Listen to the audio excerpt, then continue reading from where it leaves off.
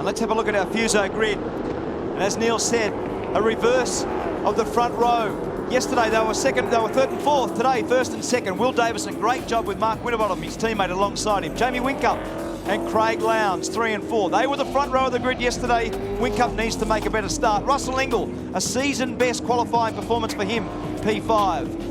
Fabian Coulthard, very good job yesterday and much faster for Van Gisbergen. He's always strong at this circuit.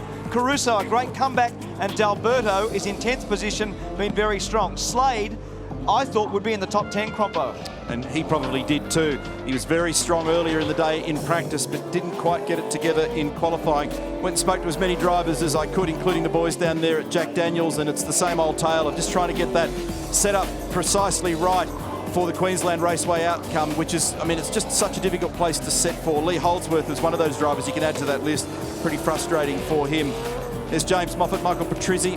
Michael's carrying Sydney Motorsport Park decals on the car. That's our next event on the tour. There's Rick Kelly. I asked him and he just jokingly said, maybe I ran out of ability. He was really frustrated. He certainly hasn't run out of ability. Taz Douglas, Carl Reindler, David Wall, Jacques Villeneuve. And that is the entire field of 28. In fact, for Rick and for Garth Tander, it's their worst qualifying performances of 2012. And as I said a few moments ago, it's the top 24 cars covered by 0.5 of a second as we go on board with Russell Ingall here. Storming drive yesterday to come home in 5th. Storming drive yesterday, Jamie Whincup to get on the podium after getting swamped at the start. Russell's moves were largely done in the first lap. He got a lot of people down into turn 3. He certainly did, and that was a great move. He was 3 abreast down the inside. In fact, Whincup was on the outside. We said earlier today that he was very lucky to get away with that first lap with the drama off the start, then around the outside of those two corners. As you can see, the guys warming the tyres up. Very important start, this one. All right, get it real square of the box. Ease it up, ease up, ease up. Gee, you almost overrun that then. Grant McPherson was having a little more. heart attack there. Good luck, well done. So 53% probability of safety car intervention. The Petters safety car, Petters STP safety car came out yesterday. Geez, can't go much further, Mark Winterbottom. Right on that line. Mark Larkham explained it to us. He can't creep by that. He'll have to be very careful when he picks the clutch up. And so we did see an intervention yesterday early in the race. That changed the strategy. On plan, there should be 2 stops, but you never know how this will play out. They'll need fuel and tyres on a couple of occasions, and he has not got a millimetre to spare, Mark Winterbottom. Look at the tyre in relation to the box. Green flag, we're clear to start. Will's got a big angle on that car.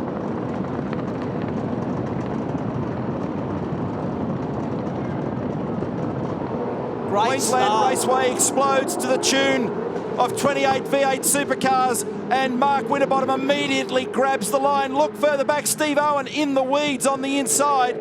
Winterbottom prevails into turn 1. His jump, Neil, was just fantastic.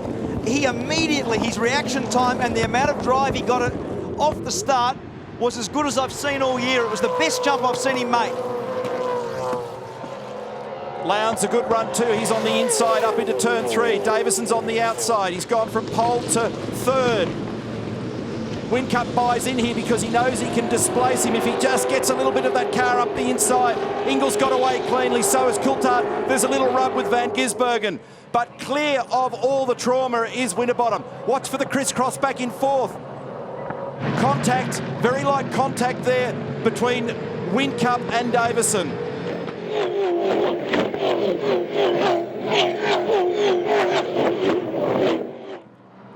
And already Lowndes has actually closed that gap.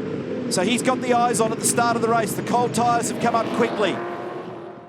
It's Orcon, Ford Performance Racing P1. Craig Lowndes, Team Vodafone P2. Davison, Whincup, Ingall, Coulthard, Webb, D'Alberto. Then Caruso, Van Gisbergen just lost a spot in big trouble off the final corner. And that's Villeneuve, upended and tipped into the grass. Someone has definitely speared him to put him there because you can't do that by yourself. So there's been some contact. And Villeneuve now comes out of the infield. Continue on, keep me updated on the car. And this is on board. This is Whincup versus Davison, and down the dirty side of the road, you can hear it battling to stop. And there's Ingall, he's going to take another position at the same time. There's some bumping between them, he runs him wide. Davison across the paddock. Wow, that's close, Crompo. Yeah, and that was discussed in the driver's briefing. about making sure that there was a car width left. So Russell made sure that he gave Will absolutely no space, but that was right on the margin. That's on here at the moment. Remember, Ingall said, give me a car that can do the job, and that's what I'll do for you. Well, he's incentivised at the moment. Look at Coulthard. He's buying in here as well. Davison's struggling on cold tyres and full fuel. He's having a battle with that car at the moment. So a very good manoeuvre by Ingall. He took the opportunity after Whincup went down the inside of Davison on the dirty line into 3 and got that manoeuvre made very cleanly as they bumped out of that corner. I thought there was going to be some drama. Good driving on behalf of both those guys. Neil, you mentioned at the drivers' briefing how that was discussed at the exit of turn 3 where drivers had to give one another room.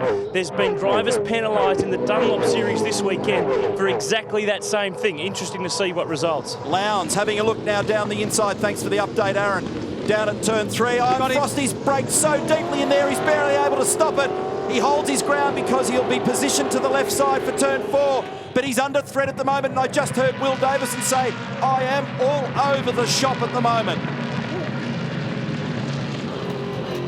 So Lowndes looks very pacey, right up behind, as close as you can possibly be to Winterbottom. This is a fantastic battle. This is the hard tyre. Remember, they've got 2 segments of this race after this where the soft tyres will go on.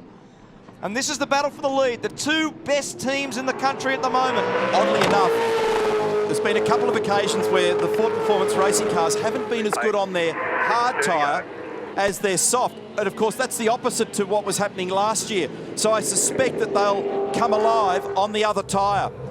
And what we're going to focus on in this next segment of the race is just who blinks here, which will give us an indication on fuel economy. Who can get in and get their soft tyre on earliest. And that's what Mark Larkin was talking about early on. Have a look for Lowndes again.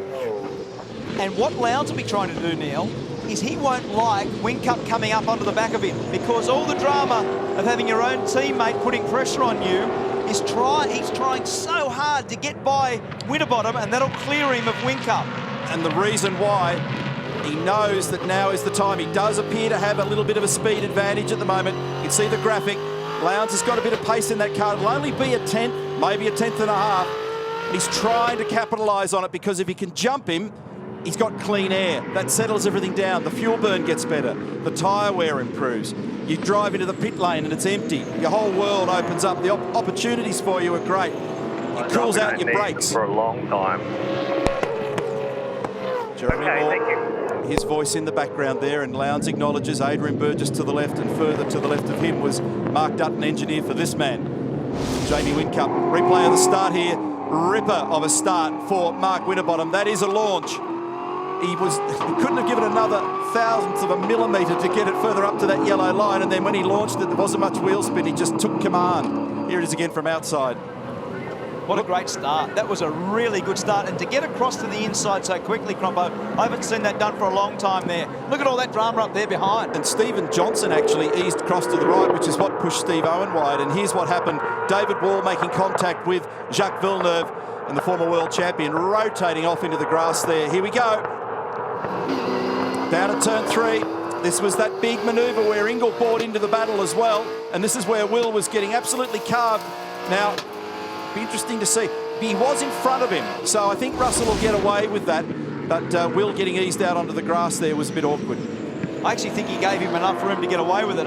Yeah. Although the angle we had before looked worse. That angle actually makes it look better. Yeah, it does. So Ingall's cleanly in 4th position now. Fastest lap of the race has just been achieved by Craig Lowndes. Have a look at the lap times. 11:08, 11:06, 11:08. I mean, the first 3 guys, there is just nothing between them. This is a great shot. I love this shot with the different lines and the way that the cars operate on the way into turn 1. This is one of the best corners in Australia. And the bumps have changed the nature of the circuit, but those bumps still keep the character. It's great. Lowndes is unrelenting in this pursuit. He's looking. He's up the inside again. This time he's got him. And in fact, Winterbottom had to go so deep in there, he just couldn't control the speed in the mid-corner. Tries the crisscross down to turn 4. Great covers. When you make a pass like that, you've got to make sure that you don't give it away next time, and you've got to make the apex. And Lowndes had to make sure he was accurate. He braked the... Oh, inside! No. He'll lose the spot here, because this will get Frosty down the inside, although Craig's going to drive it down the white line, it looks like. He'll have to he needed to cover then. He needed to cover. I was surprised that Winterbottom didn't get back down the inside. Me too, because Lowndes had the thing massively crossed up at 5. 6 complete, mate. Eyes forward, get into rhythm. See him looking down. Look after these sides too much longer. See him looking down there, making what I assume would be an anti-roll bar change, because Craig wouldn't want the back of the car to be sliding around like that this early in the race. And now Whincup sizing Winterbottom up.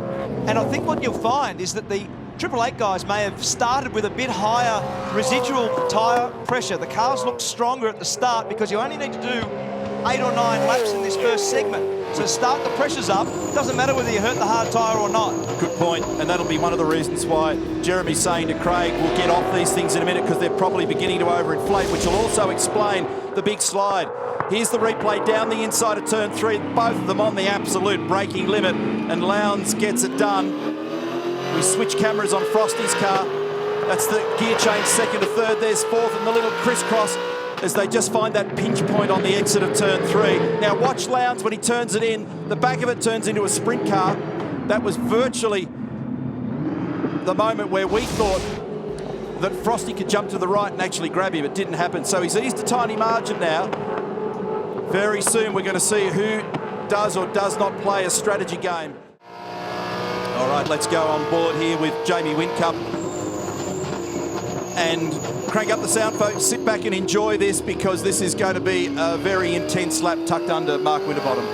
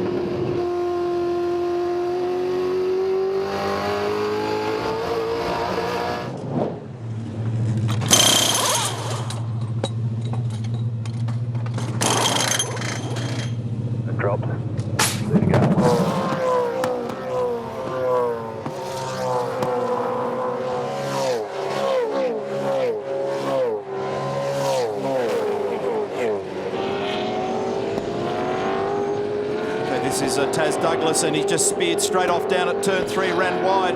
It's a willing battle, this one at the back of the pack.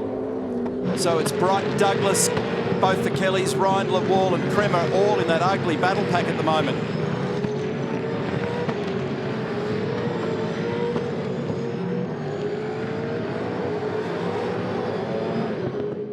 Is now happening. Let's watch these stops.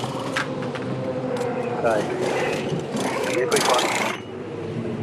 Go, go, go, go, go, go, go, go, go.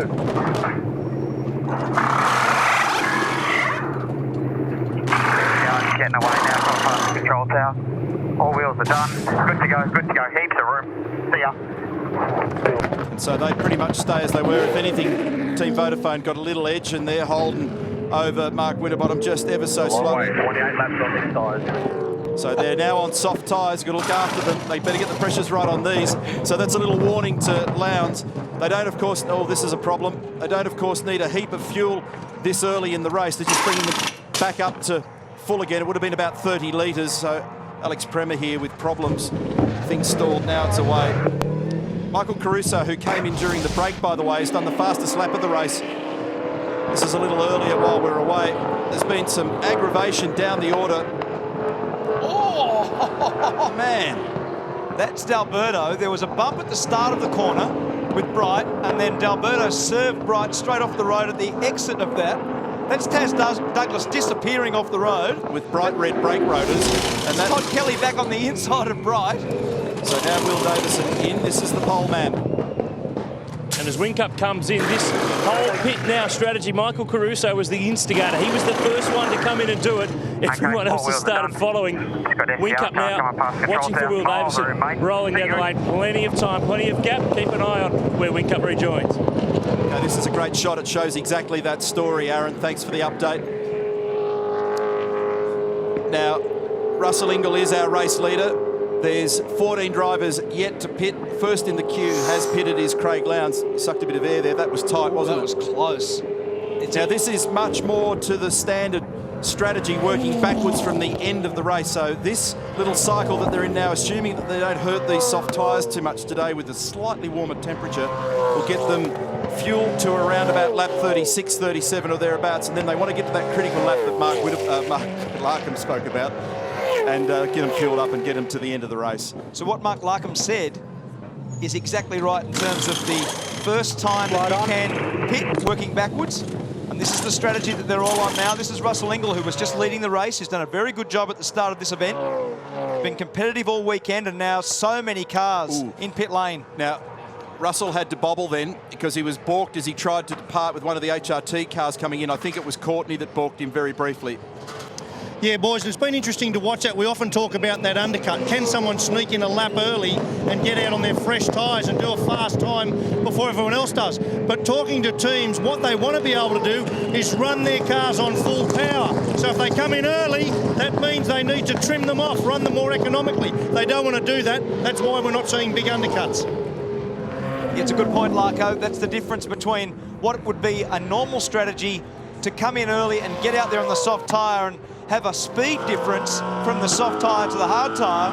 But if you can't do it late in the race, meaning you can't run the car full rich at the highest engine performance setting, then you'll get hurt for speed later on. So there's a real balance. Scafie, and having said that, what a really good way to look at it, though, is if you look at Lowndes and Whincup, they're a lap apart. Lowndes was in first, so he got to do a lap on his soft tyre before Whincup did. Have a look at the gap before they pitted and the gap after they pitted. Tells the story perfectly. It has, and it's also hurt Russell Ingall. The undercut has hurt Russell Ingall, plus the balk in the pit lane. He's getting monstered at the moment by Jonathan Webb in the 19 car. Sergeant Security entry and Sergeant Security supporting him this weekend. But Lowndes is blazing, very fast sector splits. Winterbottom's done the fastest lap of the race, but the extra lap appears to have hurt Russell a little bit. Here's our race leader, effective race leader, once everybody comes in. There's only 3 cars yet to stop. They include Van Gisbergen, Patrizzi and David Wall. So Lowndes was told as he left the pit, Jeremy Moore said, long way to go on these tyres, mate, meaning look after them. Lowndes was very good at this last year. He was excellent yesterday, and he will be the benchmark in terms of how Winterbottom continues to forge forward and try to close this gap on Craig Lowndes. Some of the races we do, tyres become the governing factor. Some of them we do, fuel becomes the governing factor. In this particular instance today, it's about 50-50. Yeah. They've both got a role to play here. You're going to have to manage both very, very carefully all the way to the end of each of the stints, including, of course, getting to the checkered flag. Jason Bright's been caught up in some activity in the last few laps, hasn't he? It's Ryan there with Alex Prema in behind. Van Gisbergen's come to the pit lane. There he is, top left of screen, SP Tools entry for Stone Brothers. Just checked in with Jason Bright's Team BOC crew, rubbing tyre for him before he stopped. Behind him on the road, though, former teammate Carl Ryan, but on a plane tonight and going to London for the Olympics. No, he's not a late starter. His girlfriend, Elise Ricci's in the sailing, gold medalist in Beijing. He's got a lovely midnight flight tonight to head over there. He'll be back for the next event at Sydney Motorsport Park, but hell of a trip. It is 1 minute 10.4 for David Reynolds, fastest lap of the race. Sevens Mega War got all the action covered. There's plenty of it out there at the moment. So far, the boys in the bottom centre of the Brady Bunch at race control, it's actually been reasonably quiet for them so far. Brady Bunch.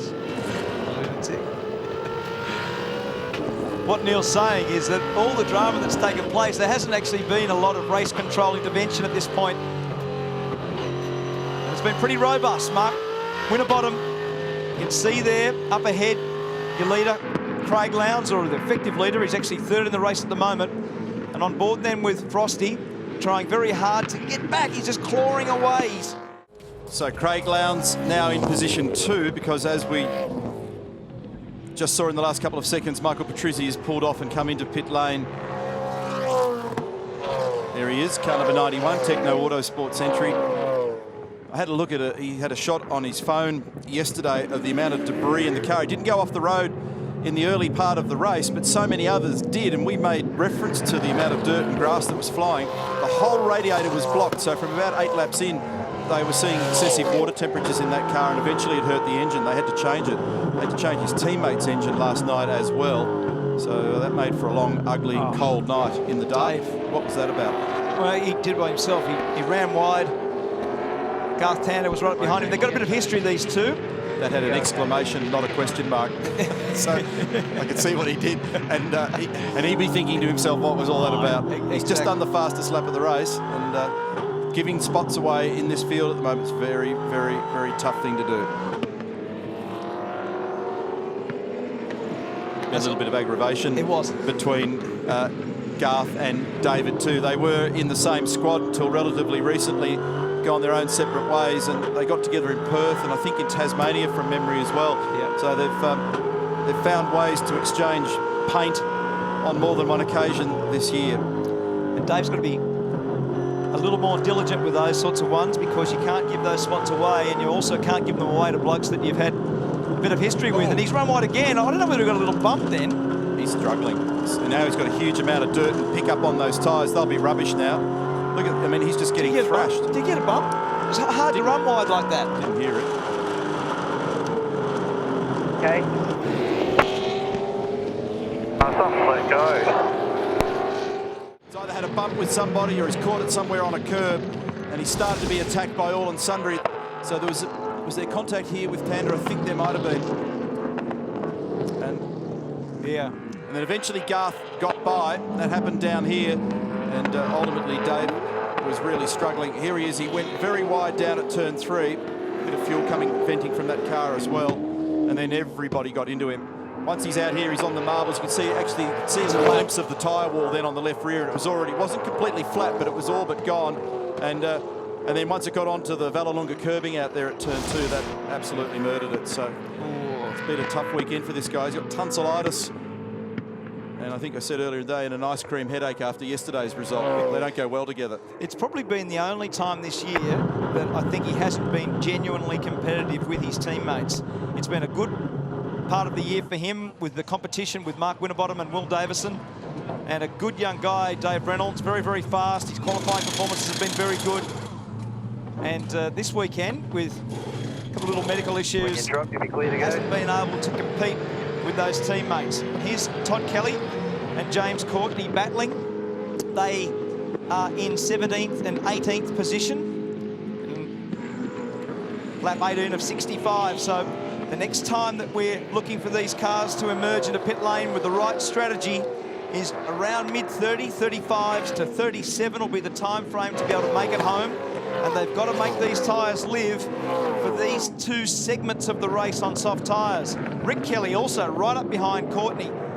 He's caught in that Jack Daniels sandwich now. James Courtney, previous series winner with the Jim Beam Falcon in 2010, changed to Holden. Had, by his standards, a very average season last year. And not much better this year so far. So the good news for David Reynolds was they were able to get another rim on that car and send him. So hopefully the damage was contained to just the tyre problem. It was 22nd for him in yesterday's race. So he rejoins. But as you say, it's been a tough weekend. And there's nothing worse than when you're feeling average and then things aren't coming together on the track either. So here's Stephen Johnson, Jim Beam Racing car. I mentioned earlier in the day the livery change for those guys this weekend. Stephen now sneaking up to 12th position as a result of that move on Garth Tander. Want to grab a quick chat with Ross Stone, team principal down here at Stone Brothers. Ross, interesting strategy. I noticed you brought Shane Van Gisbergen in quite late. Yeah, well, we decided to get a clear pit road, but also he can leave it on fuel 1 for the whole race now. If it all goes, the second stop goes all right. Yeah, we talked about that, so that means full power pretty well. You spoke to me earlier on about a little bit of understeer, then a little bit of oversteer. The cars were using their tyres. Are you happy with them now? Because if so, on that strategy, Shane should be very strong at the end of this race. Yeah, he should be strong. It wasn't that good on the hard tyres that we started the race on, but he seems to settle in a good groove there, and he's got reasonable speed, so just have to keep our head down and see what happens here. Go the blue oval, mate. Good luck. Ross Stone, Stone Brothers Racing with Mark Larkham. This man on screen, SP Tools entry. Shane Van Gisbergen is 10th at the moment. He finished 7th yesterday.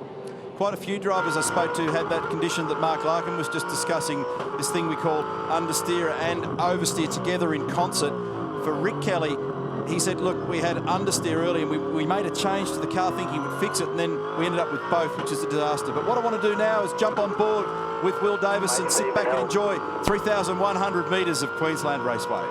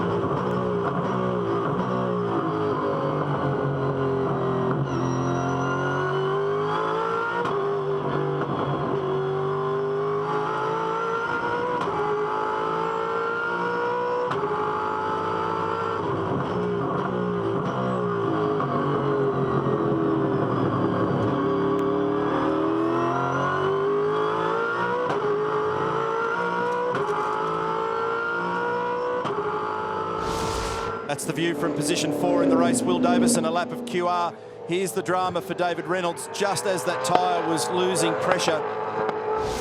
And boy, things been sliding all over the road. It's just been a tough weekend for him in the Botlow entry.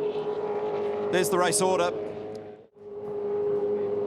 It's been unbelievable, the battle in that midfield section from Webb and Slade, basically back through to D'Alberto and Fiore. And this is Taz Douglas diving down the inside, or right down in behind Moffat. Jason Bright in behind them. James Moffat was very, very good here last year, but he hasn't been able to make that car work as well as he would like. They qualified reasonably well, but it doesn't look like it makes the tyre live in terms of the way the car flows, and as a consequence falls backwards. He's got some marks all over that car. He's been caught up in too many dramas through the year. There's both sides of the Norton Falcon. The right-hand doors are caved in, the left-hand doors are caved in. I like the look of this I-Select Commodore, Neil. It's a good colour, and Taz Douglas is actually driving it quite well. He's really come on. Lucas Dumbrell Motorsport. Lucas, the brother of Paul Dumbrell, who'll be driving for Team Vodafone later in the year. Was a full-time competitor in the series, Paul. And his younger brother owns and operates this outfit. They've got Taz Douglas at the helm. Gee, they work hard trying to get these things to just be ideally positioned off the exit of turn 2. You're only briefly in 6th gear on the run down to turn 3. And this is much smoother than it was in years gone by as a result of the resurfacing. And at the moment, Taz is 22nd, sandwiched between James Moffat and Jason Bright, and that's Jason Bright, the Team BOC car, lurking, trying to find a way down the inside now at turn 4, and Taz is trying to find his own way down the inside.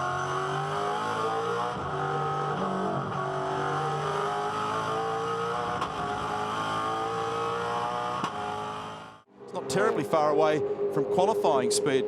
High 23s was the number in qualifying, so Lowndes is pushing on, just trying to open that cushion a little bit to Winterbottom.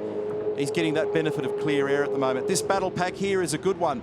James Moffat, 21st. Followed by Taz Douglas, Jason Bright, Carl Reindler, David Wall. It's a bit of an angry train of cars, this one. There has been some pretty wild moments amongst the mid-pack there today, and you can see there James Moffat's Norton Falcon's got the door damage on both sides. Jason Bright nowhere near as competitive as we thought he would be based on his teammate, currently running 5th. And this is Steve Owen, who's up in 11th position behind Michael Caruso. He's always gone pretty well around here, Croppo. He has. He's done a lot of miles here in all kinds of categories, done plenty of V8 supercar miles as well. He did a great job in Townsville, notwithstanding the little controversy surrounding tyres on this car, but they actually had genuine pace, drove the car very well. So far, this season. His best race was a 6th in New Zealand, race 5. Best qualifying for him was up in Townsville.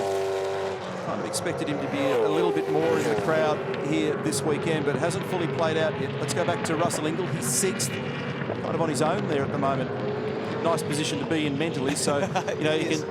No, but I meant it seriously. Like, you know, he's got the opportunity at the moment of just strolling the car along at the rhythm that he wants to drive it rather than being pushed out of sequence. For sure, because we saw Webb right behind him at the rejoin. He's been able to just forge a little gap over Webb, which is about 0.7 of a second. He's also got a gap in front of about 1.5 seconds. So he's, as you said, he's driving very smoothly. He looks after the tyres. He's always had a good record here. And he's shown this weekend, out of the Walkinshaw family, to be the lead driver versus Tander and Courtney. A very good performance from Ingall. So Lowndes leads from Winterbottom. This is the pack. That's Tander at the front of that pack there with Fiore, Holdsworth, Kelly, Courtney all in behind. What do you reckon the brake and water temperatures are for James Courtney when you're about 5th or 6th in that queue? Not good.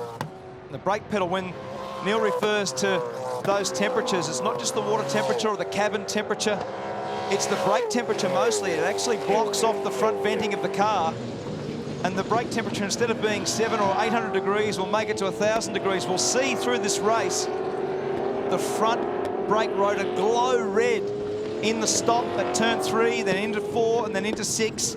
It's much harder on brakes around here than you think, and yesterday we heard a lot of guys complaining of brake drama. You just see Todd Kelly's brake rotor light up on the Jack Daniels Commodore.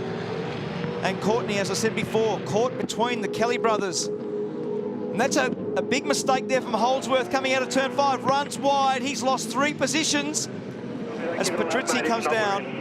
There's a little bit of radio chat there. We'll try to pick that up for you.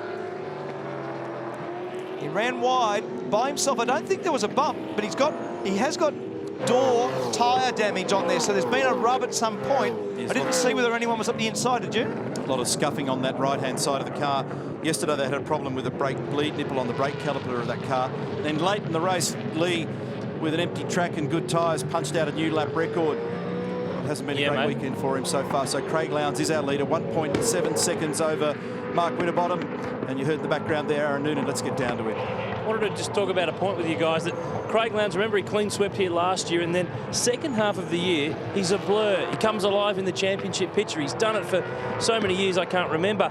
Why? Why is it so that he's there or thereabouts for the first half of the year, but from here on, endurance time, he comes on gangbusters? Can we put our finger on it? Well, not really, Noons. I mean, he's always been strong in the endurance races, but we said at the start of the telecast yesterday that he wanted to re-energise his championship. He come in 298 points behind Whincup. We saw him put on an amazing performance yesterday. He drove it so smoothly. We're seeing the same sort of form today.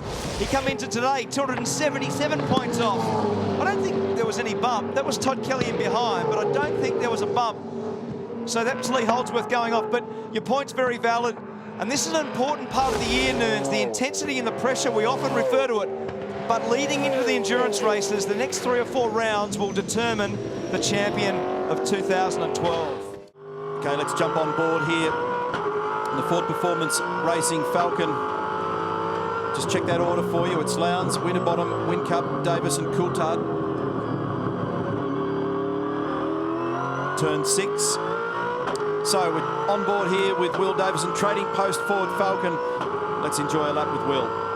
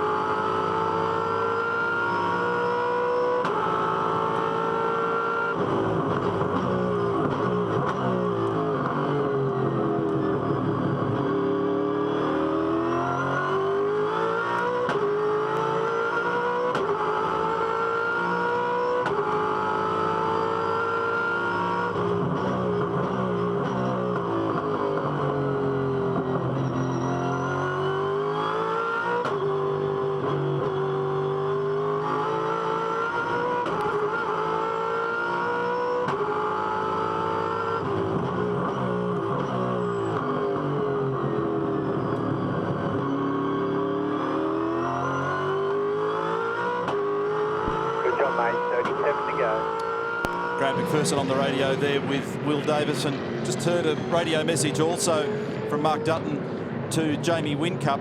Look at this. James Moffat battling with Jason Bright, turn 4 with Taz Douglas, and Mark Dutton was saying to Jamie, just tough it out, mate. We've got better tyres for the next stint. That's an interesting one, so keep an eye on what that means for Whincup. He's currently 4.6 seconds off the lead.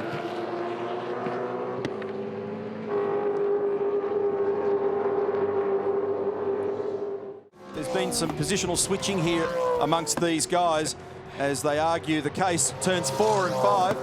It's like a world championship, and they'll be working hard. It's so frustrating when you give your all, but the number attached to your name on the result sheet doesn't look quite appropriate sometimes.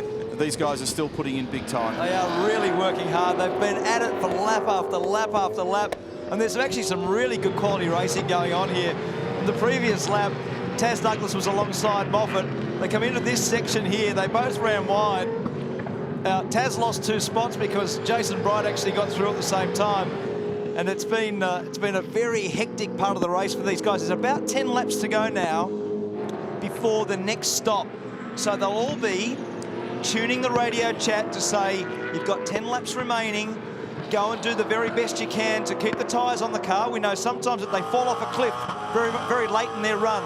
So you'll need to conserve, but at the same time get the best from them, because you never use these tyres again. They're off the car, they're gone. To that end, Mark Dutton said to Jamie Whincup in the recent past, not long to go, we'll get you off these tyres, and I've got a better set for you for the next segment of the race. Here's the little battle that I referred to earlier, down at turn 4 between James Moffat and Taz Douglas, and James barely able to pull it up, and it carted Taz wide.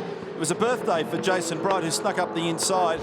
Those little gifts come to you every now and again on the racetrack. You usually have to work pretty hard for them. Now, Bright's going to get an advantage here. James is having trouble stopping and turning that car. It won't be so much the stopping, but it's not carrying the load in the nose and turning to his satisfaction at the moment. This will be interesting when they get to 4. And he probably should just give this one away now. It's about time. You've got to read the race at some stage and know when you're beaten, and Bright's come at him. He's definitely got car speed. Very easy to hold somebody up here. You could probably be a second slower than the guy coming at you and hold them up. And that's a little bit of what James has done. You can see the damage on his cars. Been a pretty wild ride for him so far this afternoon. Look at the damage also on Bright's car. Damage at the back, left-hand corner. Also the front, left-hand corner. While this is going on, the margin first to seconds just eased ever so slightly to 1.9 seconds inside the bunker at Brad Jones Racing. Andrew Edwards, the engineer, the guy that was closest to us is Wally Story, long-time engineer in the sport. We go back now to Mark Winterbottom. He's in second place. He's actually just taken a little bit of time back out of Craig. Motor racing is as much a foot skill as a hand skill, so watch this for a dance. Turn 1. And what Mark wants to do is to just ensure that it touches the throttle once and progressively, and that's exactly what you just saw him do there at 2. When he's established, the nose of the car's online, he gets it smoothly to 100% throttle, no clutch on the upshift. Just blipping the throttle to nicely equalise the engine speed on the downshift. Again, very progressive on that throttle, making sure that he doesn't establish 100% till he has to. The worst thing he can do is give it a heap of sniff too early. What that'll do is either excite the back of the car into wheel spin, or worse, push the nose off the line and give you a heap of understeer too early, and then you have to have another stab at the throttle. And what that does is it makes your corner exit speed slow, and it makes you slow down the next straight. You know, if that's 400, 500, 600, 700 metres of racetrack, it's a compounding problem that manifests itself in a slower speed at the end of the straight. And he's got his foot, which was broken earlier in the year by virtue of his off-season water skiing, on the dead pedal, or the footrest to the left there. It just helps stabilise Mark in the kart, and importantly, he gets a lot of feel from that. It just helps stabilise him in the seat. It's part of how you actually read what's going on beneath you. Now, guys, remember I stood right here earlier in the day during qualifying, and Jamie Winkup and Craig Lowndes' car were sat here for probably 10 minutes doing nothing, saving tyres. Now, I reckon either of them could have put tyres on and perhaps whacked it on pole. Now, I've just walked the whole pit lane. It's bloody near on a kilometre, so there's a pay rise. That's my first point. And I've come right along. There is no other green tyres on the lane except look in here. There's a set there for car 1, and there's a set there for 888. So FPR, this is going to be a tough afternoon. Yeah, so that makes reference to that remark that Mark Dutton made to Jamie Winkup. We've got some nice rubber for you from Dunlop to finish this race. Happy to give you a pay rise, Marco. Whoops, and off the road. Making a little mistake there is Michael Patrizzi, but you've got to spend the money on some decent sunnies. Yeah, that's right. So don't quite know what happened there with Michael, but all of a sudden he was out in the weeds, and it's very harsh on the backside of the turn 2 curbing. It digs out as the race weekend progresses, and you end up falling off the back of it. It's quite a cliff there, and very often, up the inside on James Courtney for Michael Patrizzi. They cycle together and train together on the Gold Coast.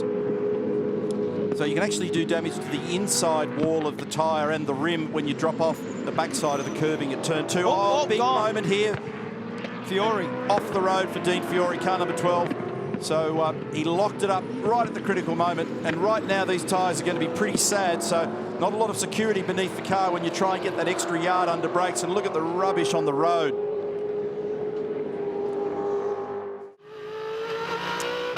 And sneaking just up to the edge of the top 10 now is Steve Owen. We had a look at him a little bit earlier, so he's 11th. Steve Johnson, his teammate, is 12th. We're on board here with Mark Winterbottom.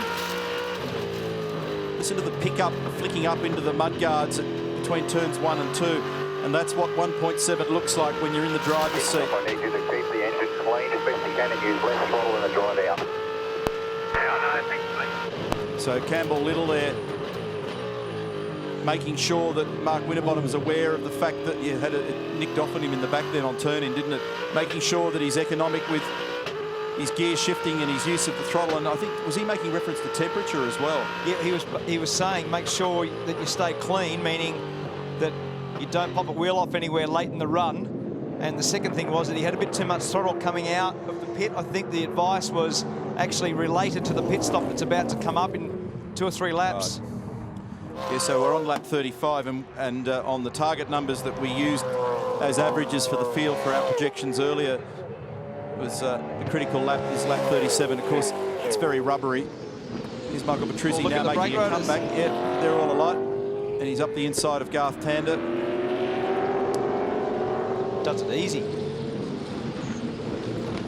Straight down the inside of Tander. That is for position 14. Garth won't be happy about that.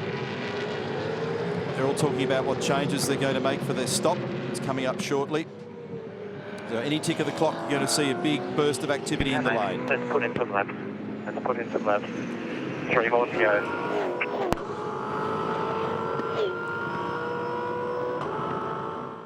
The drivers are around this track, and they're going to be pretty busy in the pit lane shortly in the moment, because any tick of the clock, we're going to see a lot of action as they come in now for their second stop to fill up, to get to the flag and put the final set of tyres on. Exactly. This is the business end of the race now, Neil. The next 2 or 3 laps will be pit stop time.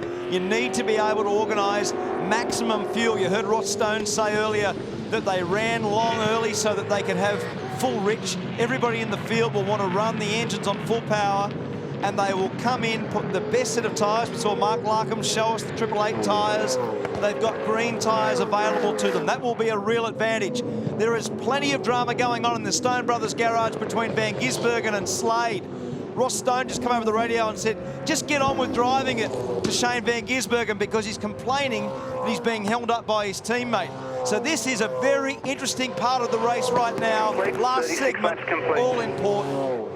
Scafey, keeping an eye on Twitter. Remember the hashtag V8SC. Question that's rolled in: will anybody other than 888 and FPR win a race this year? They've won 19 straight between them. The last 3 last year, the first 16 this year. It's a phenomenal number. I think there will be. Honestly, Noons, I reckon that we've seen Dave Reynolds through the year. We've seen Coulthard go well. Ingles' form's better. We've seen Slade, Van Gisbergen. Caruso's drive yesterday was very, very good. I think there's lots of guys in the field that can win races. So lap 37 turned out to be the number. Michael Caruso, I saw coming in earlier. So we've got Lowndes and Winterbottom. You can see them on screen. Tander, Kelly, Ryan, Lawal and Prema. We're going to focus on how Team Vodafone and the boys at Ford Performance Racing fare versus each other. Perfect. Last time it resulted in Lowndes getting a tiny gain. New tyres on for Team Vodafone. Okay, so all the wheels are done. GRM's just leaving now. Wall's just coming past Fujitsu. Here comes Frosty. All clear now. It's going to be tight. He might get grabbed here. This will be very, very close. Oh, it had a little balk. It almost stalled, Neil. That was very close. 28 laps to go. Watch out for cars at pit lane exit. Jeremy just saying, watch out for the pit exit. That's a very difficult one normally. Fortunately for Craig and for Frosty, no other car was near them. That's one of the real benefits of making those stops when you've got a green condition and you've got clean track. Mark Dutton just said to Jamie Whincup, we could probably do one more, but I don't think it's worth the risk. Come in now this lap. So you'll see car one in shortly, and he is now in. And this is a very tricky phase of the race on cold tyres. Watch Lowndes' departure. There was that little bobble. It just had a sneeze, and he got it away. Very close. That could have been, if it had a little bit more balk, then you put the other car right behind him. So now, they're championship changing things. This is Davison now. So we're seeing the teammates in both camps in. Okay. The intensity of this battle between Triple Eight and FPR is as good as it gets. A factory Holden team versus a factory Ford team. Brand new screen. Rear roll center's all done. Just waiting on fuel. Took the Pit tear lane's off all cleared. Front disc car's gone. away from the windscreen for clearer vision. They get very dirty at this track, the screens. There's the effective leader, Lowndes. There's Winterbottom at turn one. There's Jamie, and there's Will in the background. Where you come out with traffic and how you deal with that, and what the relative speed is of the guy that you're racing now has a big bearing on how things plan out. And yesterday there were so many guys that just couldn't use their speed, for example, that jumped onto those soft tyres early. So Lowndes immediately responding with the fastest first sector that we've seen in the race thus far. Whincup importantly up the inside of Lee Holdsworth, so he's cleared Lee. And you've got to make those passes stick, Neil, don't you? When you come out of the pit, you don't know how much grip you've got. It's a fresh set of tyres. And he fired straight down the inside of Holdsworth. It was a very good pass. And he's got to get himself organised now. Lowndes has done the fastest second sector, so he's trying to make those green tyres give him the best yield. Yeah, and jump that gap. He's already got a cushion. He wants a bigger one. So Holdsworth, by the way, is yet to take that second stop. Michael Patrizzi's in. And you can actually see that he's got the right-hand indicator on Lee Holdsworth. Nice sportsmanship. And he makes it an easy passage for Jamie Whincup down at turn 3. Didn't look that easy in the end. It looked like he just made it, didn't he? Maybe the indicator was just on. No, I think Lee was doing the right thing. I think it was fine, but I think when he got down there, he thought, oh, I'm still going a bit too fast. So Hey, mate, here's got a fairly long stop here, mate, so... Lee Holdsworth in, and the long stop part, they mean fuel. They've got to put a big load of fuel on. All four wheels and tyres. Waiting on fuel, should be good to go when we're dropped. We saw last year, Neil, you made the comment that FPR were just not even competitive. They weren't in the same race. They almost got lapped last year. The car yesterday was pretty good. It was 1.7 seconds at the end of a 45-lap race.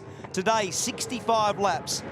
They have improved dramatically again overnight. Their degradation, the numbers that Oscar's just done for us, those numbers are better than they were yesterday. So prepare yourself for a great battle at the end. Although the green tyre for Lowndes will give him a yield right now, it doesn't mean that they don't work at the end for Winterbottom on a used set. And to that end, Lowndes has just done the fastest lap of the race, 1 minute 10.24. Meantime, Russell Ingall has done 2 best sector splits in sectors 1 and 2 from position 6 on new tyres, so he's coming out of 2. But also, mate, have a look, 10.25. So Lowndes has done a 10.24. Winterbottom has done a 10.25. On the next lap, Winterbottom does a 10.26. So his lap speed is very, very good, very impressive.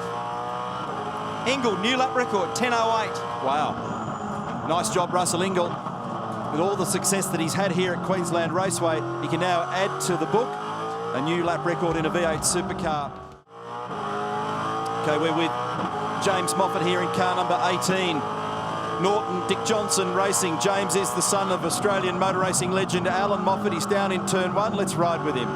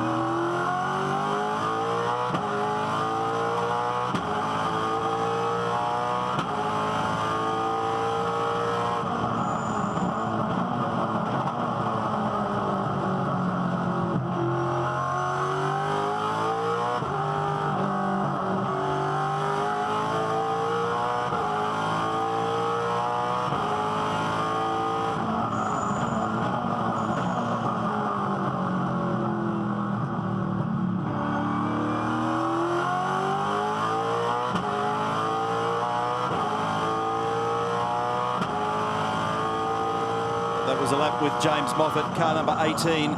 He's down the order at the moment in 24th position. He's still got this huge arm wrestle going with Taz Douglas. That's Taz in the I-Select Commodore there. And in that little portion of the racetrack between turns 1 and 2, there's an enormous amount of dirt, debris and rubber. You hear it flicking up beneath the guards. They're doing 200 kilometres an hour, Mark Scaife just pointed out to me, between turns 1 and 2. It's actually got a very high average speed, this racetrack. It's the 4th highest average speed of any on the tour. It's a bit deceiving.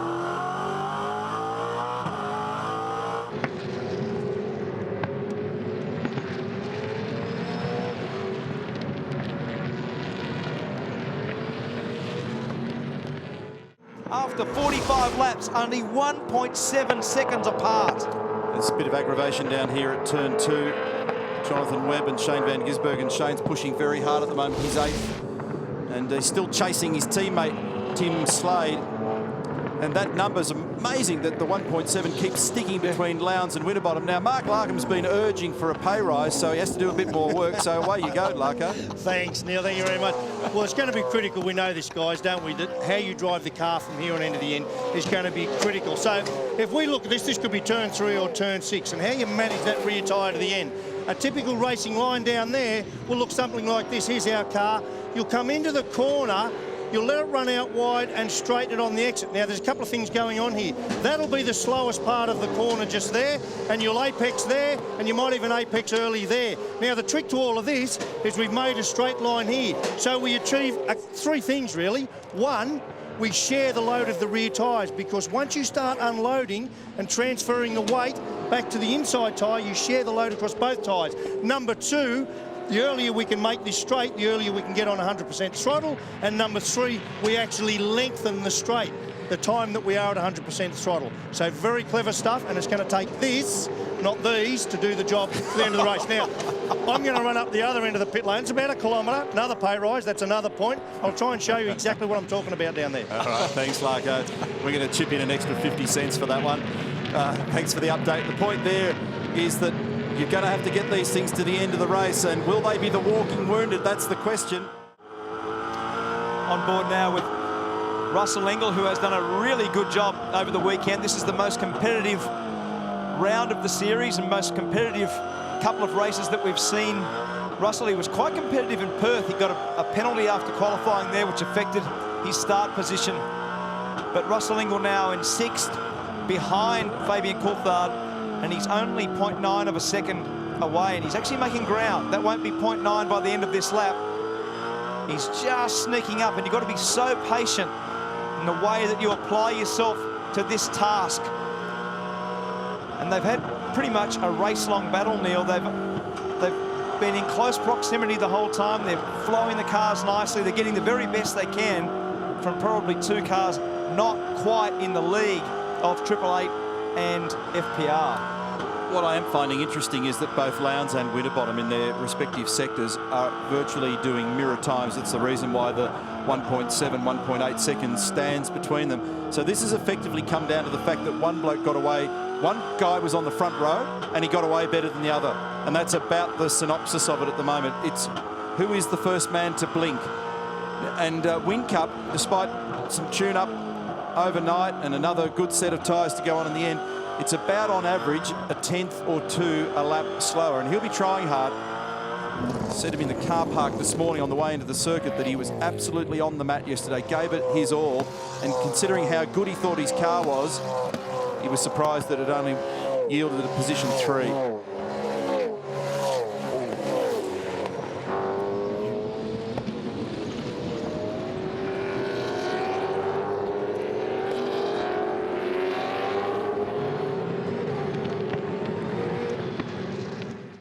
Getting stuck into it here as well, Carl Reindler and Taz Douglas, and the next guy that's got to deal with this is Mark Winterbottom. So that margin just closed out ever so slightly, and these things can have an impact. Now he's up the inside. He had to push very hard then, Mark Winterbottom. He slid the car while we're in the break. We're just looking at the numbers here, and Lowndes and Winterbottom are absolutely locked in combat. Their sector splits are almost identical.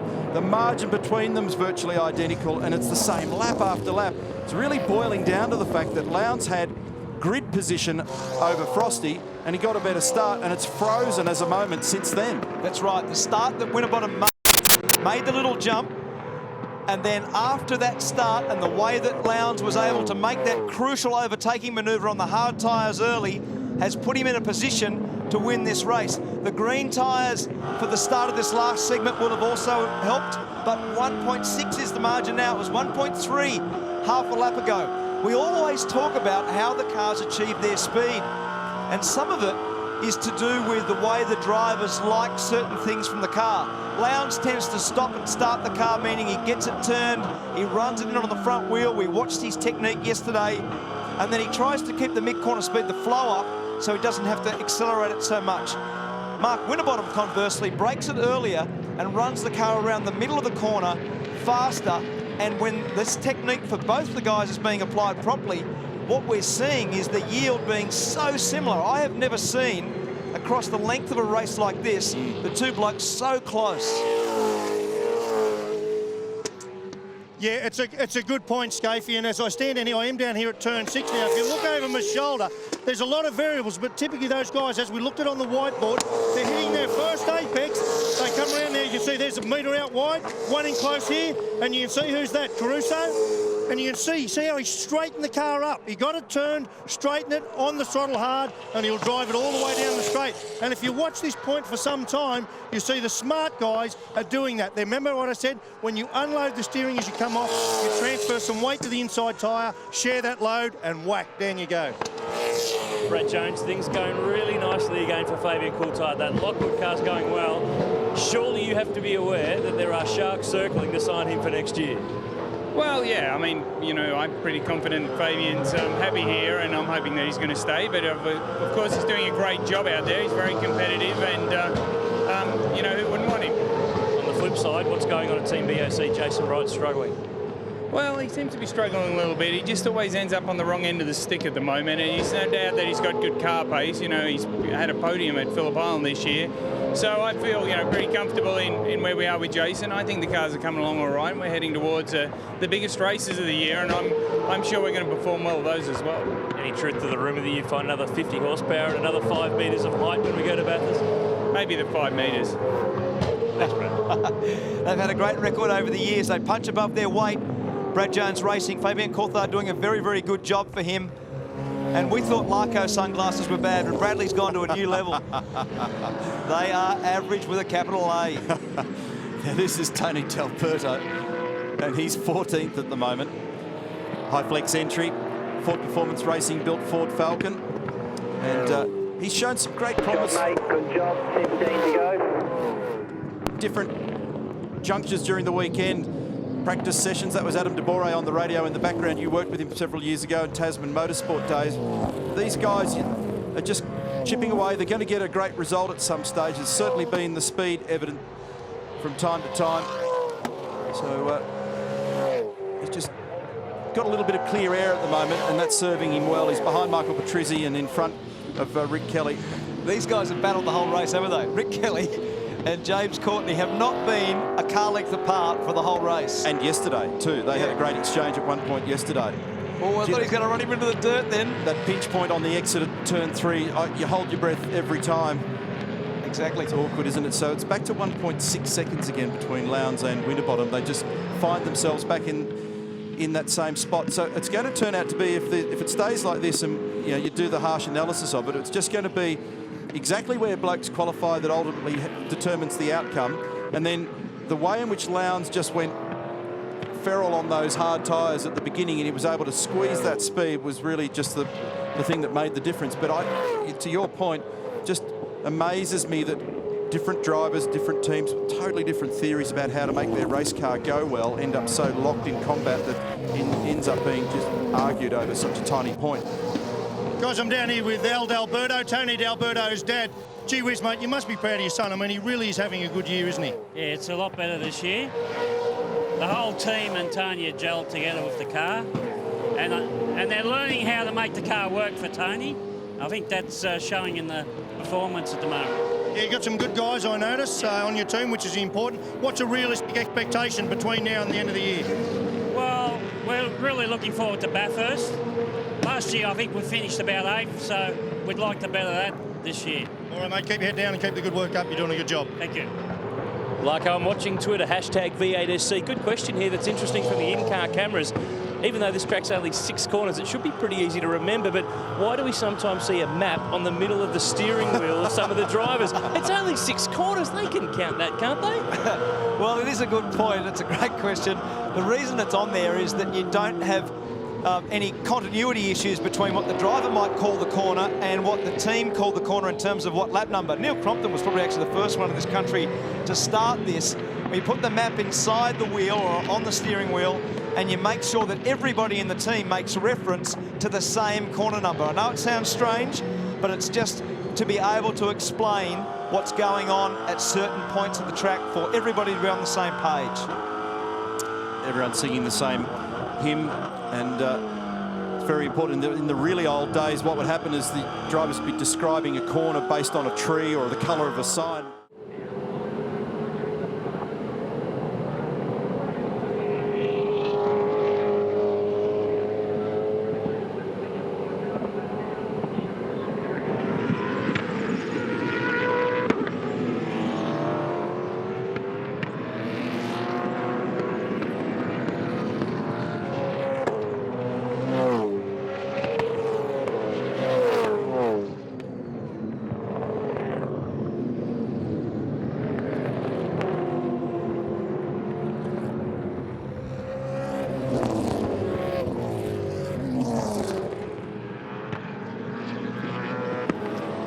Tim Slade, brakes glowing for him down at turn 6, Lucky 7 Racing, and Tim at the moment in 7th place.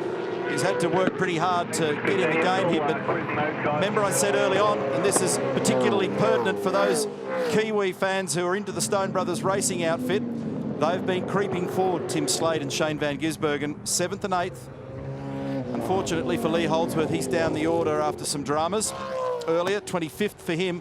But they are making their presence felt, and not impossible that we won't see a shift of position here involving Ingle. Even Fabian Coulthard isn't far away at the moment. And no matter what he does and how hard he throws the car at the task, Van Gisbergen hasn't been able to clear his teammate at this point. It is a great battle. Coulthard, Ingle, Slade, Van Gisbergen. Look at the rotors. Lights getting lower out there now, and you can see Tim Slade's car. They're just lighting up under brakes. There won't be much evidence of it there at turn 5, because it's only a little brush of the brake, but when they dive into turn 6, it's huge. Lowndes, 1.8 seconds. It just seesaws one way and the other at the moment. Is the margin back to Mark Winterbottom? It's crazy. Lowndes, Winterbottom, Whincup, Davison, Coulthard, and slowly but surely as we go over the shoulder of Will Davison, we're seeing Tim Slade and Shane Van Gisbergen starting to reel in Russell Ingle and Fabian Coulthard. Yeah, the guy I'm keen to talk to is Tim Edwards, team principal down here at FPR. Mate, this is tough. Have you got anything left to... Well, first, no, I'm going to congratulate you, mate. What you've done to your cars from last year to this year, well done. Have you got anything to throw at these guys between now and the end of the race? Well, the biggest challenge at the moment is getting through all the lap traffic. I mean, there doesn't seem to be a single blue flag out there, so the boys are having to work pretty hard to get to get past everybody. But I think, if we can get a little bit closer to him, we can put a bit of pressure on him. But, it's going to be hard from here, I think. All right, mate. Anyway, well done. You've done a good job. Thanks, mate. Yeah, well done. That is a big improvement. We've made the comment all weekend that they were nowhere last year. They're certainly in contention this year. That gap tends to change a little bit. It's back to 2 seconds at the moment to Winterbottom. But the only thing that is still a big variable in this equation is the green tyre that Lowndes put on gave them a yield as soon as they came out. There was definite speed in that. But the problem is, Croppo, is that they have the potential, because they're not cured, they haven't been run before, they can fall off much more quickly. So, and Scafie strategically, no, seriously, wasn't that a really good move? I mean, they went without going for, seriously, he would have banged it on pole, I'm sure of that. And they went without that, sacrificed that to give this little edge. And we watched the gain happen. I say, well done. It was well done, Larko, absolutely 100%. But the only problem is with that is that when you run a brand new green tyre, they work at the start, but they don't necessarily work at the end because they haven't been heat cycled, they haven't been cured. So the only issue now for Lowndes is, do they hang on with Winterbottom chasing? We're on board here with Mark Winterbottom from the bumper cam. You can see Lowndes in the distance. That little bit of traffic intervention stretched the gap back out to 2.3 seconds, and there's that setting sun that's always an issue at turn 2. Now, Holdsworth, I heard on the radio coming in, there's another issue with that car. And Jonathan Webb, we had a shot up a moment ago of some dramas going on with the number 19 Techno Autosports car. So there's Lee, and you saw a sign from one of the boys in the crew there that it might be a terminal issue as the Gojacks are underneath the Irwin Tools entry, and it's going to be parked up. Bit of a drama going on here. It is. Like I'll be in the middle of that there somewhere. We'll see him emerge with those groovy sunglasses in a second. So 2.1 seconds. Frosty's taken another 0.2 back out again. That'll be because Lowndes had to deal with traffic. So the Irwin Tools forward, they've had to use the firebomb. In fact, I'd say that Lee's had to use the firebomb. He's out of there. It takes oxygen away from the cabin. And it's a very unpleasant feeling. Yeah, and I think there might have been something alight inside. The activity to get out was pretty fast and furious from Lee Holdsworth. So Lowndes leads from Winterbottom. They've massive gap over Whincup. Another 16 seconds back from Winterbottom. The lead from Lowndes is 19 seconds to his teammate. Will Davison has done a very good job. Hasn't quite been as competitive in the race as he would have liked. And then Coulthard, Ingles, Slade and Van Gisbergen are within nothing. They're within 1 second. And a great battle pack emerging for 5th position. Guys, we might just try and grab a word with Lee Holdsworth. Hey, Lee, I happen to be standing just around the corner. I heard a great bang. You've let the fire extinguisher off. What's going on there? No, I didn't, but maybe one of the boys did. Just trying to, throttle kept getting stuck every lap. I don't know whether it's the sand or what, but every lap it got worse and worse. I was just driving on the clutch everywhere and obviously burnt the clutch out, and coming to the pit lane there, obviously fried the clutch or something. It's heated up everything and caused a fire. You just look a little bit shaken, and I heard a big bang. I thought something had gone wrong. Well, you tend to freak out when it's full of smoke in there, so I wanted to get out as quick as possible. All right, smart move, mate. And they had a problem yesterday with the stuck throttle on the Tim Slade car, so there'll be something. They'll have made a little systems change in their cars. There'll be something that's caught them out, and it's an issue. So 2.4 seconds gap, Lowndes to Winterbottom. I'm not convinced at the moment that this is all settled. There are a lot of radio messages about managing fuel. There's a lot of speed variance up and down the field here at the moment. Here comes Frosty. Jamie Whincup must have got a bit of traffic because the last lap he was about half a second slower than he should have been, but he's just punched out a 10.6, so he's got some pace. It's a bit of a cat and mouse game here. Well, here's some margins. You can see the gap back to Winterbottom. There he is. 2.6 officially the gap. And what does catch the guys with the throttle sticking is the amount of dust. You see the cars off the edge of the road here everywhere, and the dust particles, the clearance between the throttle butterfly and the inlet manifold often doesn't need very much just to catch one of the butterflies and leave some throttle opening. And there is nothing worse than arriving at a corner with either the brake not working, meaning that you have a hydraulic issue, which we saw Lee Holdsworth have yesterday, and then today you arrive at the corner and the throttle is still open, it still wants to run on. Jonathan Webb, day done in the Techno car, but I'm looking, I see left rear puncture, but that's not the reason. No, exactly right. It's a bit disappointing, really.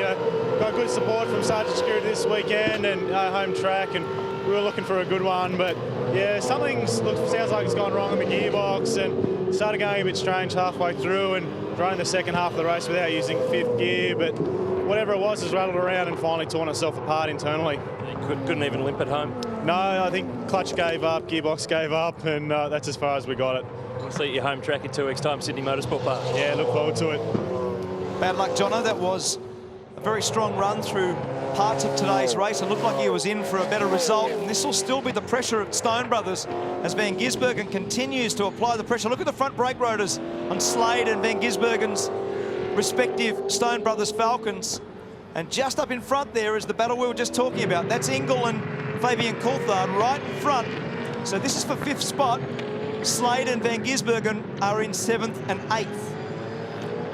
And Shane's been pushing very hard. In fact, he's been on the radio a little bit just complaining about his teammate in front of him. Often drivers are pretty emotional. They want every point and every position that they can get.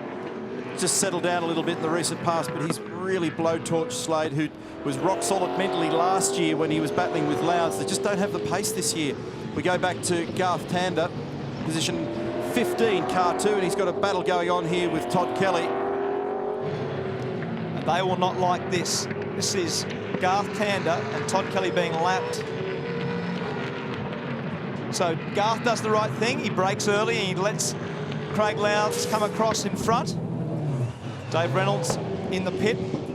And that was actually quite an interesting move because Tander sacrificed the run into turn 5, or into turn 4 and 5. There's Van Gisbergen down the inside of his teammate, and another coat of paint they would have rubbed on the way into turn 1.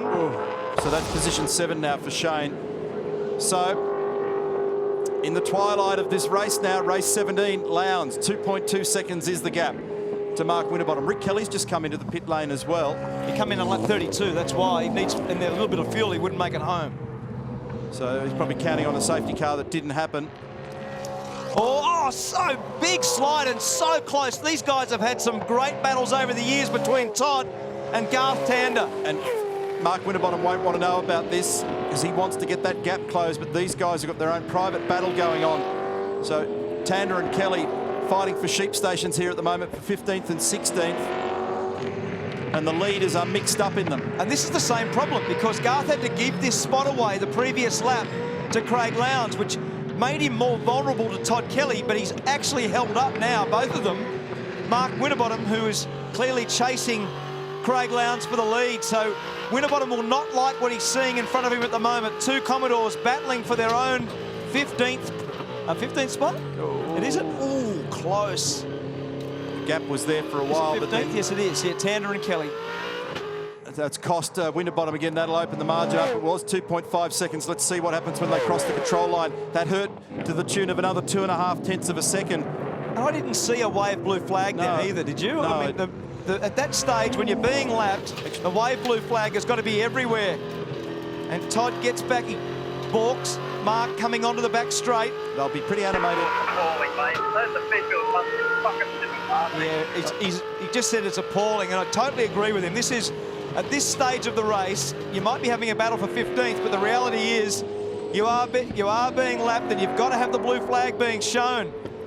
Didn't see it at the start-finish line, which is the most obvious. Now, Tander did a great job on the previous tour to let him by, and he's done it now. He's braked early. Now, Todd's got to also be mindful of that, and he does. Very well done now. That's good driving between Tander and Kelly to let him go by. Well, Todd got on the radio and said, why is he mucking around? So, I mean, there's just confusion everywhere. A lot of emotion at this point of the day. So, it's 3.1 seconds now. That's all been bad news for Craig Lowndes. Sorry, for Mark Winterbottom. Craig Lowndes has got a grin from ear to ear is what I meant to say. See the level of frustration there with Campbell Little. Matt Nielsen just down in front there. Those two guys pretty much responsible for the Winterbottom engineering. Campbell Little, the head engineer for Frosty. And this is now the final lap. We saw an unbelievable performance from this man last year.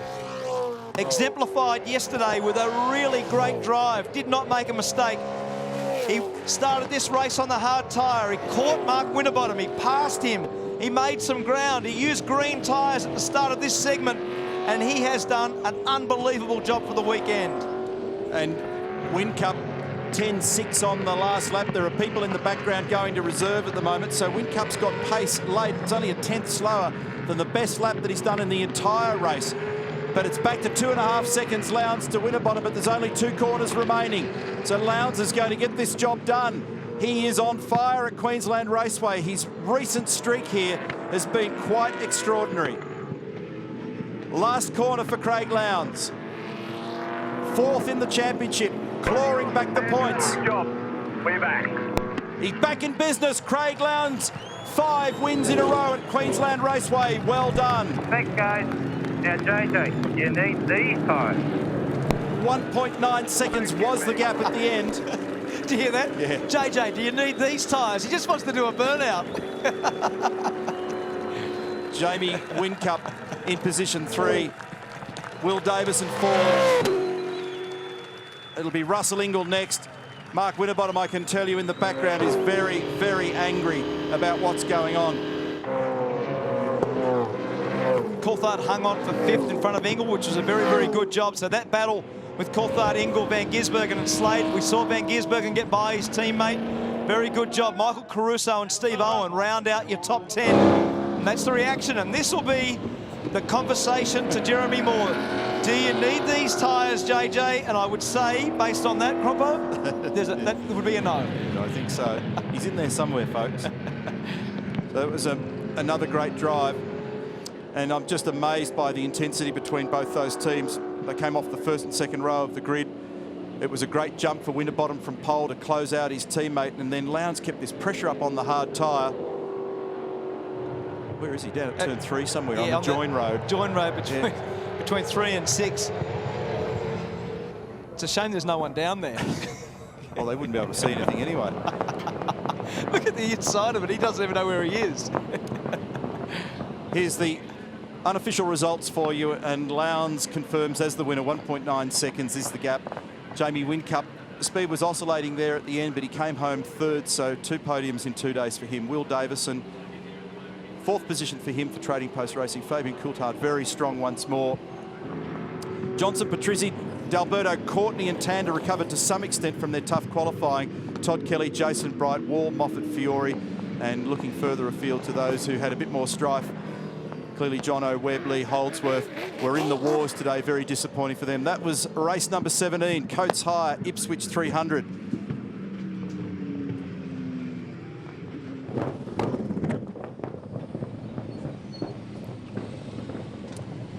So crew's standing by here. It's a big round of applause for Craig Lowndes, and he'll be pretty happy with this weekend's work. He threatened in Townsville when you think about it. He was very, very quick there, and a couple of weird things happened, and Jamie was able to capitalise.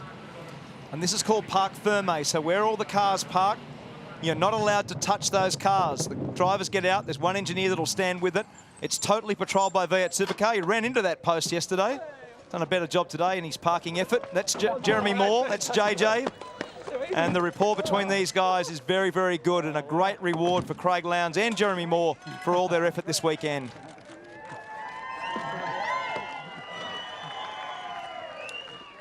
Aaron Noonan there standing by. Well, Mr. Lowndes, we're getting towards that time of the year, the second half of the year. This is when you come on strong. Yeah, look, I think that last couple of years we've had some really good back half of the season, and you know, hopefully it continues on. But you know, I love it. The car was sensational today. It was great yesterday, but we made that a little bit better, like everyone did. And of course, to everyone at Team Vodafone, thank you very much. What is it about getting the momentum in the second half of the year? Clean swept last year here. You've done it again this weekend. Those Enduros, I know how much they mean to you and how special Sandown and Bathurst are. What is it? Why do you come on so strong? We tried to answer it during the call, but we couldn't. What's your answer? Oh, look, I just think the circuits that I enjoy, and it's something that I'm really looking forward to getting to Eastern Creek. It's a circuit that I've really enjoyed in the past. We haven't raced there for a while, but I'm really looking forward to getting down there. And of course, as you said, the endurance races, that's what I love. You know, but this weekend couldn't have gone any better.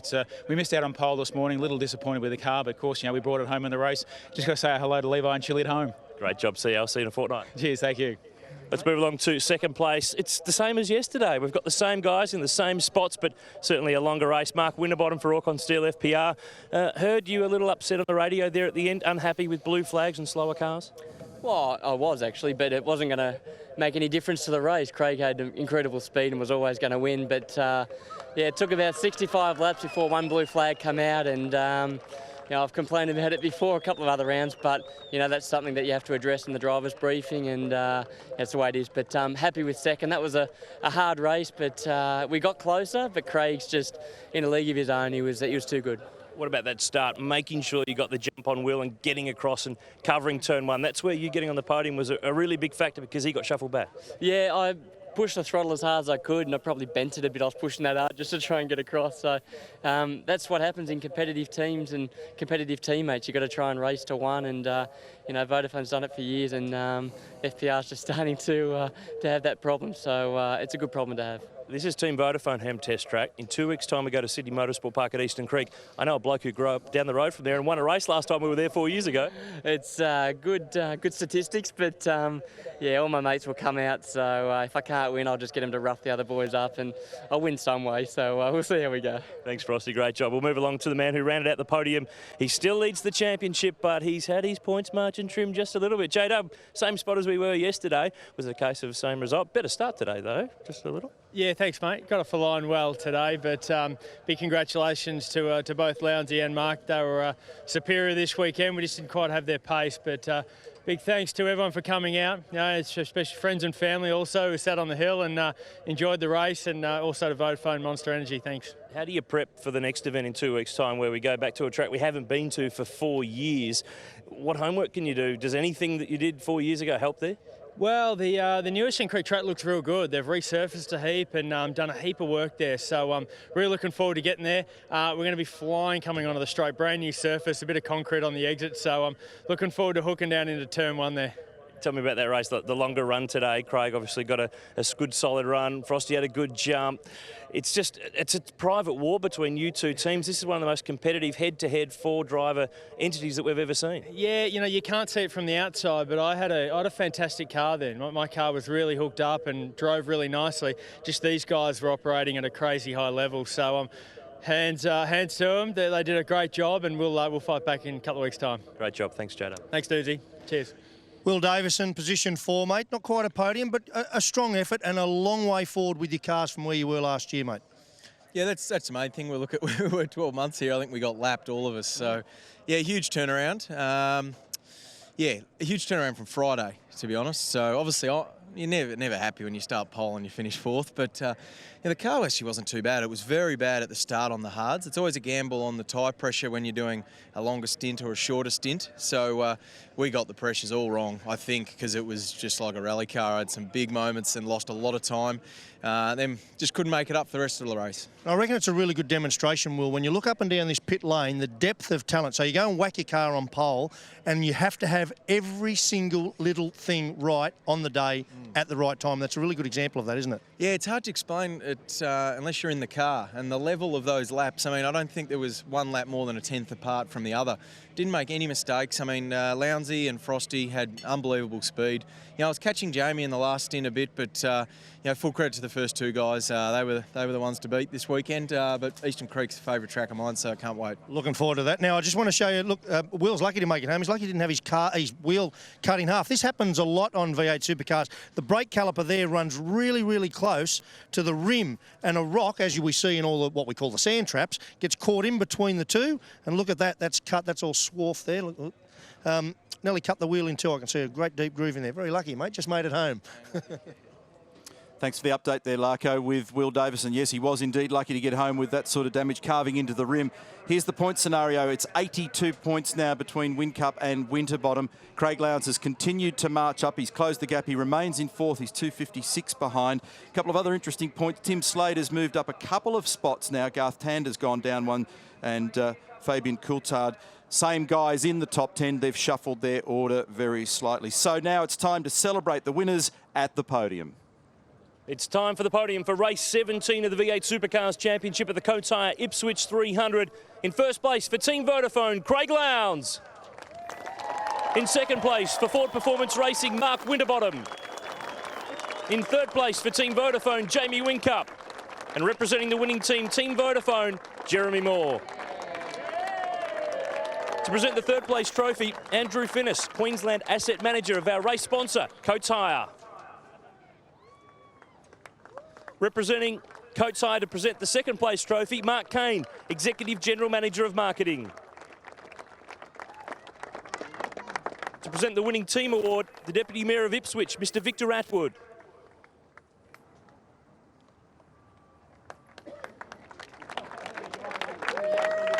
And to hand out the trophy to today's winner, the member for Ipswich West, Mr. Sean Choate. Ladies and gentlemen, that's your podium in race 17 at the Coates Hire Ipswich 300.